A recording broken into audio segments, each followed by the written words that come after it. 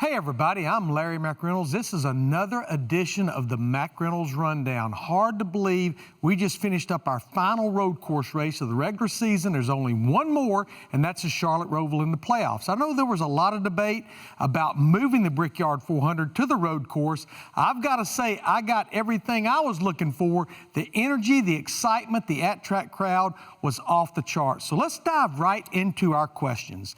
Did NASCAR make the right call in parking Chase Briscoe for cutting the course and spinning Denny and Hamlin under penalty?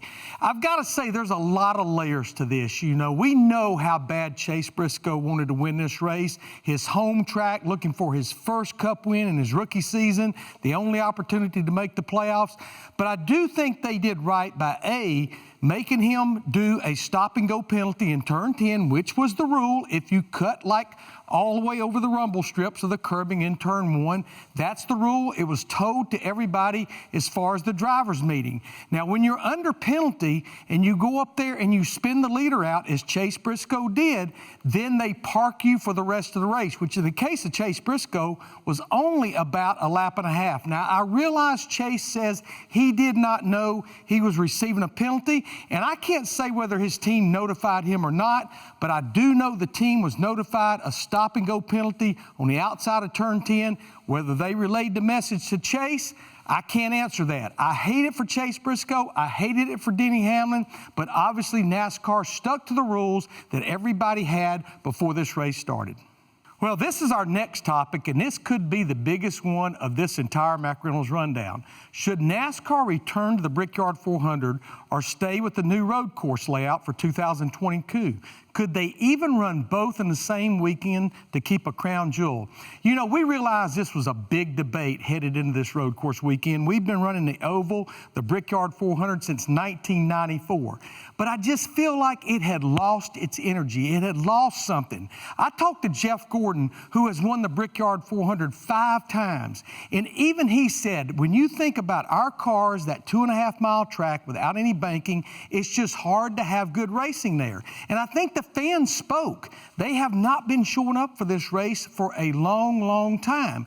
And I felt like Roger Penske, he respects that Oval was built for the Indianapolis 500, and that maybe we want to keep NASCAR at Indianapolis, so what better way to do it than to put it on the road course? And I think to have a triple header with IndyCars, Xfinity Series, and the Cup Series, I think this was the perfect weekend. Yeah, I know we had some trials and tribulations with curbing over in turn 6, but they're going to rectify that. Honestly, I like it on the road course. I don't think we need to return to the Oval. And, you know, I don't know about having a doubleheader running the road course in the Oval. I think we just need to do exactly what we did this past weekend, and I think everybody will really be excited and really enjoy it in 2022. All right, the third and final topic of this McReynolds Rundown, with the success of Kaulig Racing early on, could this entice more newer teams to enter the sport with the next-gen car? I do think the next-gen car is a great path for maybe teams to move to the Cup Series. I don't know if it needs to be a brand new team coming into NASCAR going straight to Cup. That's a pretty vertical mountain. I love the path that Kaulig Racing has taken. Matt Kaulig, he was a sponsor. Then he started a single-car Xfinity Series team. Then he expanded to multi-car teams in the Xfinity Series.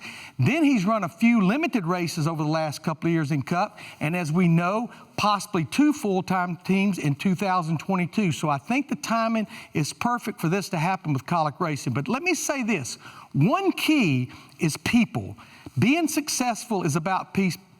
And I think about what Matt Kaulig has done with Chris Rice as the president of Kaulig Motorsports. I think that is the perfect scenario. So, again, I hope we do have new owners coming to the Cup Series. I think about, you know, GMS. They're coming to the Cup next year. You hear of other teams that are taking a look at it, like Dale Earnhardt Jr., maybe for 2023.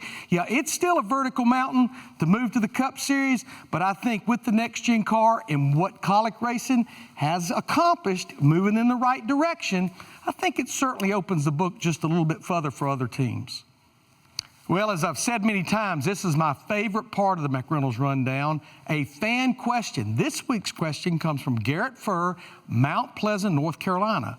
With how tight turn 1 is on the Indy Road course, could we possibly see NASCAR make a rule where if you run off course, you're not penalized? Garrett, I think that could be a very slippery slope. You think about all the road courses that we go to, there are some tight areas. And I think NASCAR has to have a black and white rule that it's some of the corners, if you get all 4 tires across the curbing or across the rumble strips, that's a penalty. It's some type of a penalty, a stop and go, a pass-through penalty. I think if they open that up, if they ever take that lid off the can, it's one you're not going to get the lid back on, because they'll be driving off the course, off the grass, out in the grass. They'll be all over the place. So you have to have a black and white rule. I look at it a little bit like the double yellow line rule at Daytona and Talladega. It became a necessity because before they had that, you had drivers on the apron, you had them getting their tires down in the grass. So there has to be out of bounds. It's just like the out of bounds